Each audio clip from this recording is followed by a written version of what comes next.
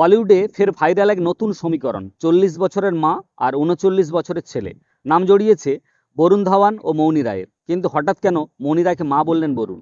শুধুই মজা, নাকি এর পেছনে লুকিয়ে আছে অন্য কোনো গল্প? আজকের ভিডিওতে জানবো পুরো ঘটনাটা। সম্প্রতি এক ইভেন্টে দেখা যায় বরুণ ধাওয়ান ও মৌনি রায়ের দারুণ মজার কেমিস্ট্রি। সেখানে মজা করেই মৌনিকে মা বলে ডাকেন বরুণ। আর এই ছোট্ট মন্তব্যই মুহূর্তে ভাইরাল হয়ে যায় সোশ্যাল মিডিয়ায়। টিনেজারদের একাংশ তো অবাক।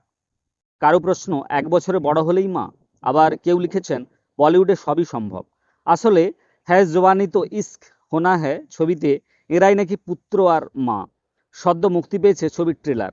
প্রথম ঝলক দেখে তাজ্জব বিনোদন দুনিয়া। প্রশ্ন উঠেছে বলিউডের অন্দরে, মনি কোনোভাবেই বরুণের মায়ের চরিত্রে পৌঁছায়নি, অথচ ট্রেলার বলছে তিনি নাকি সেই ভূমিকাতেই। কি করে সম্ভব?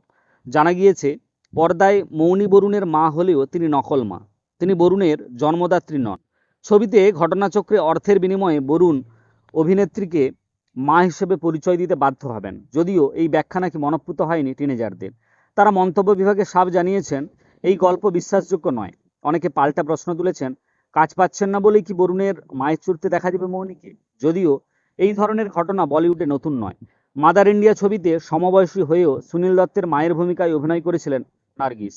সাম্প্রতিক ছবি রাজা শিবাজিতে রিতেশ দেশমুখের মায়ের চরিত্রে অভিনয় করেছিলেন ভাগ্যশ্রী। কিন্তু বাস্তবে ভাগ্যশ্রী মাত্র 10 বছরের বড় রিতেশের থেকে।